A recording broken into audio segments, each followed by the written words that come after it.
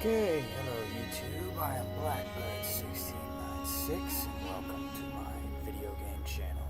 It's first video. Today we'll be playing Endless Space Disharmony, and as you can probably tell by now, I am using an unregistered version of PlayCall. What are you gonna do? Anyways, first let me get rid of this here. GPU thing, overlay, whatever.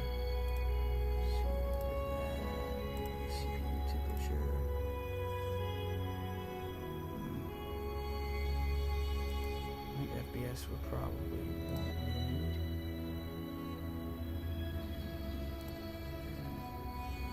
Yeah, we don't need that. The clock is still probably going to be good. I'll just go ahead and throw that in there. And yeah, that should be it. This should be good. Alright, we're going to be starting a new game today.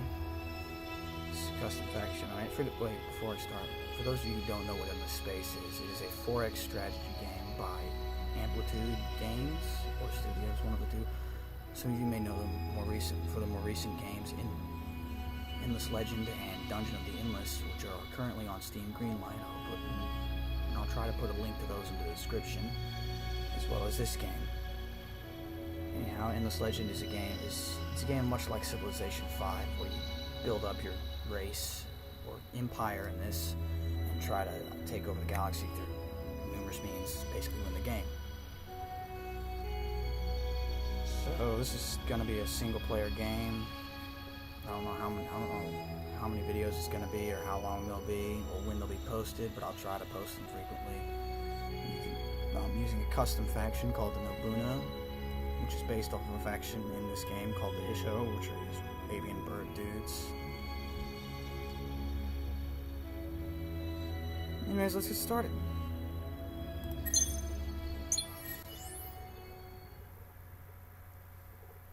Yeah. By the way, if you can't tell, this is my first video. So don't expect much, commentary-wise.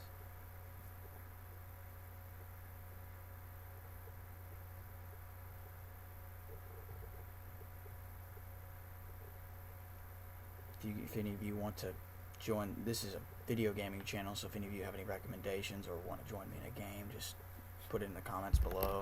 See if I can add you on, or message me on Steam. My Steam user account is LordDaedalus1696. There's an underscore between Lord and Daedalus, and the L and D are capitalized. Alright. Looks like we got it pretty good.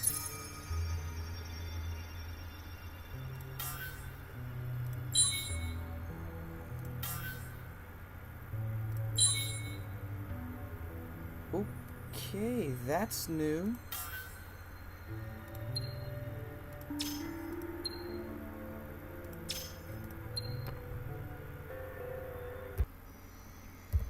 Alright, sorry, had to pause the game there. Alright, let's see here. We got some good heroes, 3 of which actually belong to our owners.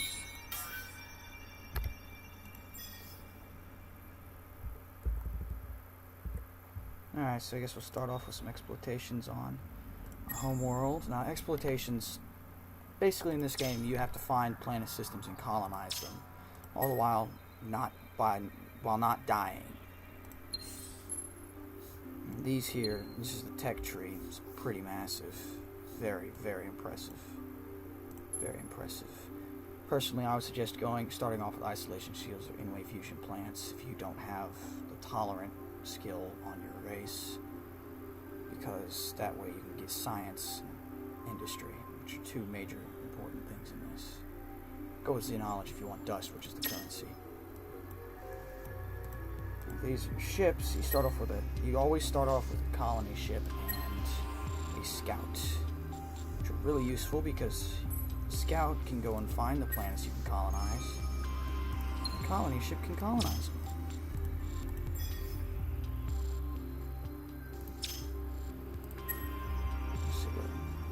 I started out in a crappy place.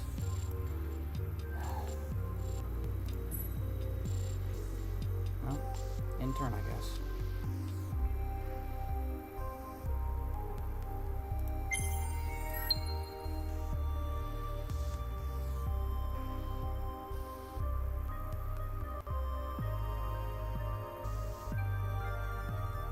turns in this game take forever. Just letting you know now if you plan on getting it from watching this.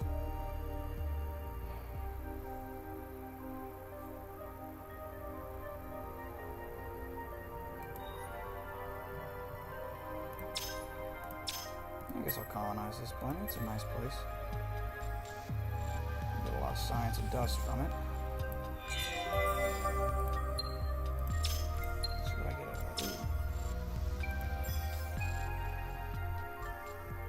Let's see, what exploitation do we want? Dust, food, industry, or science?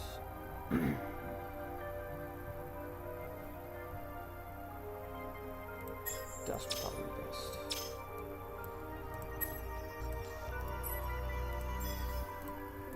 More turns till that. Oh yeah, you can design. This is the cool part. You can design your own ships. Now you're stuck with the basic ship bodies. You can still design whether weapon loadouts and things like that. So I'm just gonna be a moron and go all out with guns blazing.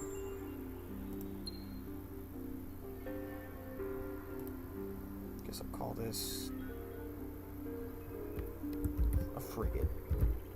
Not because there's an actual ship called a frigate, but this race, the Hisho, all their ships are named after birds. So, you know, might as well go with it. And I guess...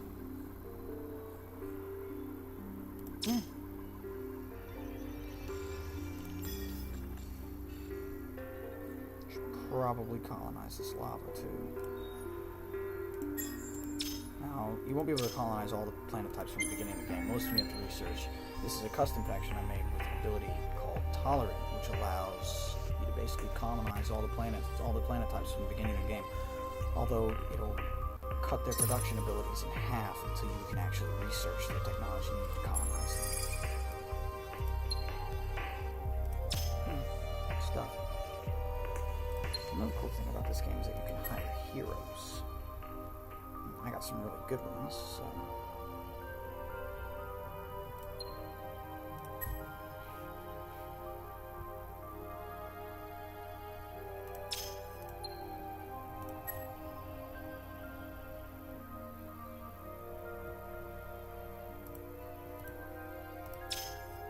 I got hired.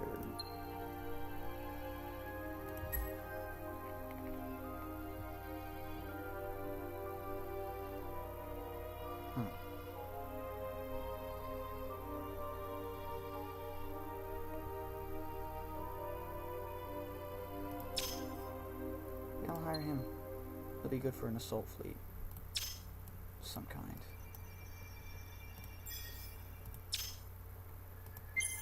Anyways.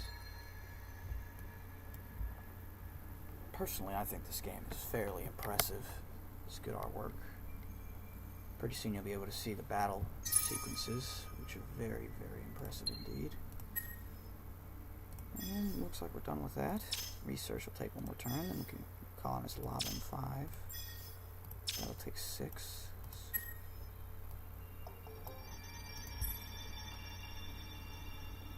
One second.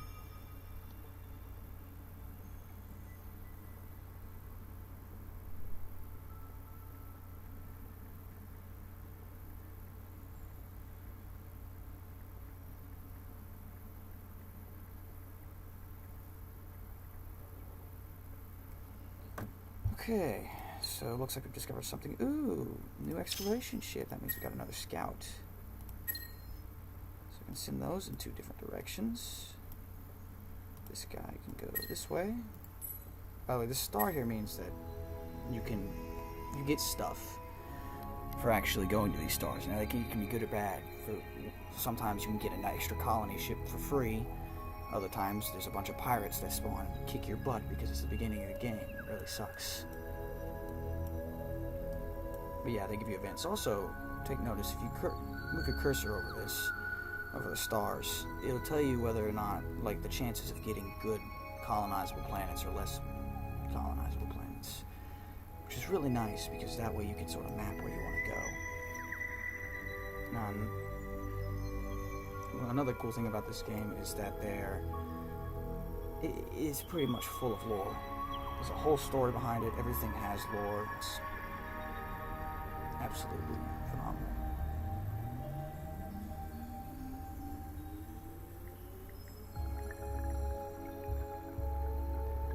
Anyhow, I guess end the turns here. End the turn here.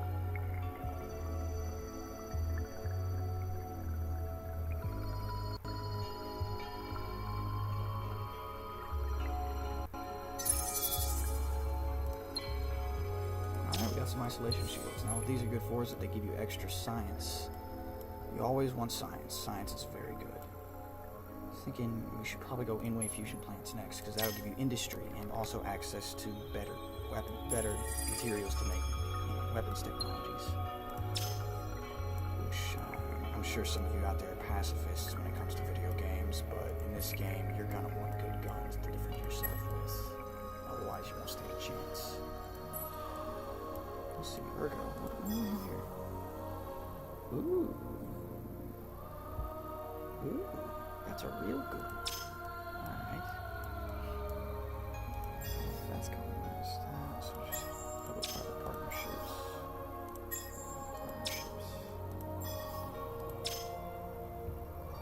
Intern, I guess.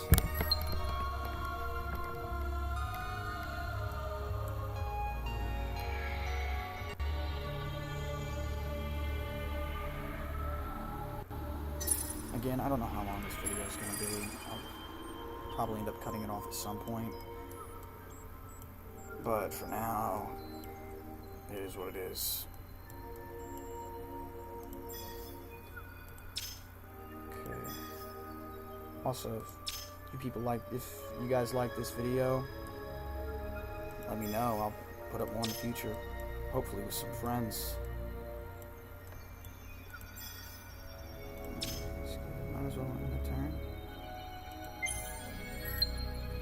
Once we get this lava, things will start to speed up a little because we'll have some production, meaning that we'll have industry, meaning we'll actually be able to build things faster. Instead of having to wait like 5, 6, even 7 turns to get stuff done. Oh yeah. Ooh, XP. This here, you should probably see this. For those of you wondering why this is different from these, this is sort of like a warp wormhole or something. These are like some sort of cosmic lines, according to the game, that allows you to travel between stars much easier. However, this, you need a technology called Applied Casimir Effect in order to explore.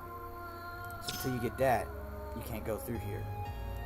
My recommendation to anybody who's new to this game, plans on getting it and wants to play it, if you run into this but don't have Applied Casimir Effect, station some scouts or something, man, because otherwise people are just going to start coming through.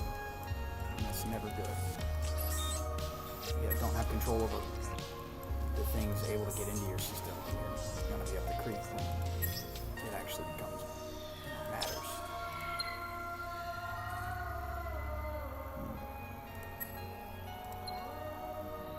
Oh man. Costs more now. In turn, I guess. And the fusion plants will be active now.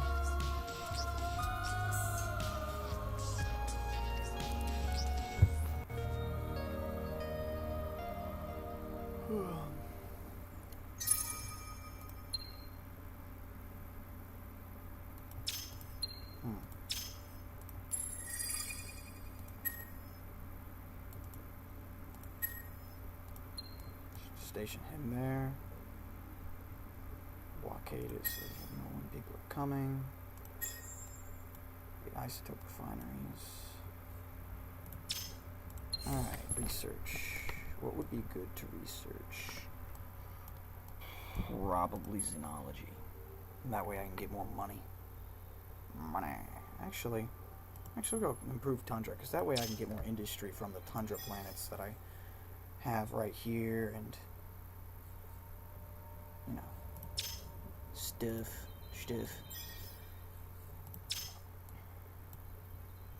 In turn. Nothing else I can really do. By the way, this game is multiplayer, not just through invites. You can go and find a game and join it, though if you find a game that's already in progress, you have to join as one of the factions that they chose, either randomly generated or not, to be fighting against. Alright.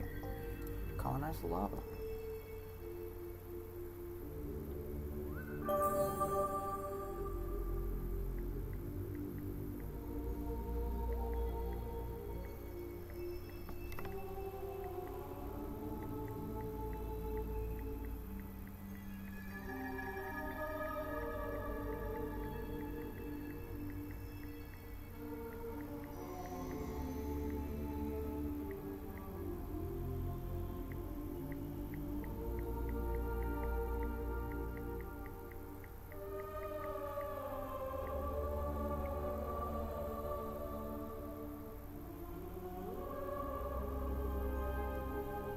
Sorry about that. A friend of mine is having some trouble with something. Anyways. Oh, great. This here is Auriga. It is a mission an in-game mission. Every once in a while you get these game events that change the game, and they can be good or bad, but Auriga is like a little quest you can get. And if you can find Auriga, colonize it, and fix the ruins on it, it can put you way ahead of all the other players. So if you can find it, do it. It'll be worth it. And we don't need science, we need some industry. So just go put that on there. Probably be a good idea to colonize this tundra next. Actually, if we move the colonized tundra to that. Alright. There we go. Again, tolerant cuts your production capabilities in half, so even though I can colonize all these planets, it's gonna seriously it's not gonna be as good as it could be. Alright, another scout ship. Much would have preferred a colony ship, but beggars can't be choosers.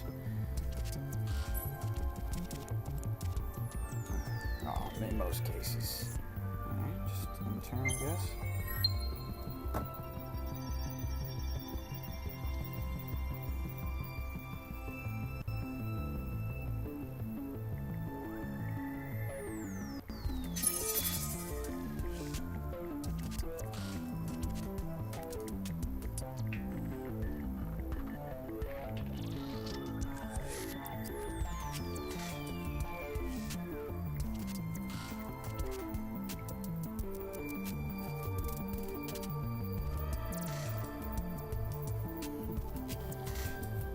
Okay.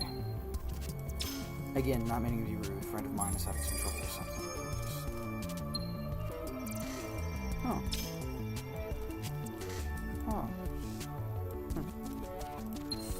Again, we'll prefer a colony ship to that. Alright, xenobotany's been researched. Guess that'll take 9 turns. I should probably go with some weapons systems. Yeah.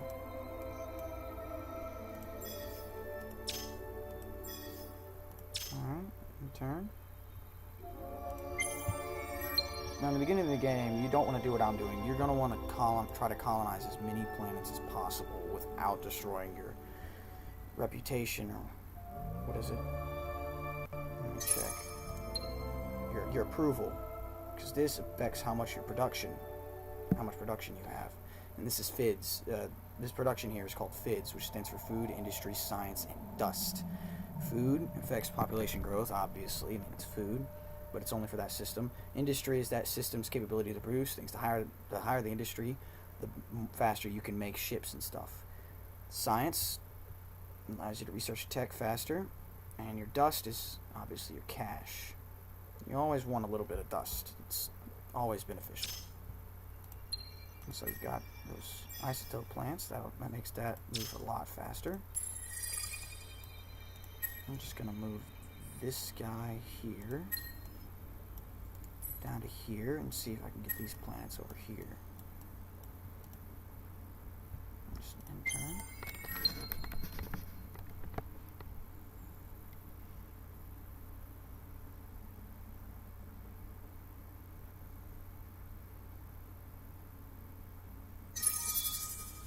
let's see what we got. We got our HE batteries. Now that unlocks shielding and lasers. Now, this should probably explain this. I'm going to go into the ship modeler here real fast. As you can see, you have all these modules for your ship. However, I'm going to explain what these do. Your kinetics are basically bullets. They're pretty good. You can load a lot more onto your ship than you can beam weapons. Their defensive counterpart is deflect, which will deflect kinetic weapons. Each weapon has a deflect of some sort, or the equivalent of deflect, the defensive equivalent of itself. Anyways, you got your kinetic, your beam, your shield, your missile, and your flak. All of them are, I'm sure you can infer which ones go with which defensive-wise. These support modules, you got power. Well, actually, I'll explain these later. I don't have any unlocked yet that are of use, so. Anyways, I'm gonna leave that. Let's see if we. Oh. Let's get out of that. Get our ships to move a bit further. Okay, we got 3 more turns to that. One more turn to that, so let's get some research in. Go ahead and do unstable isotope manipulation, because this will allow us to get rockets, which are always good. Let's set a goal, actually. Let's try and get to bombers as soon as possible. Now, the bombers and fighters are good with fleets. They both attack enemy ships. However, the fighters are meant to be a deterrent for the bombers, which will do a lot more damage to enemy ships and attempt to attack them. So, yeah.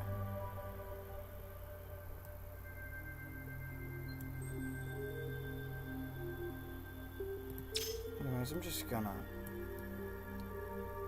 pause this for a minute.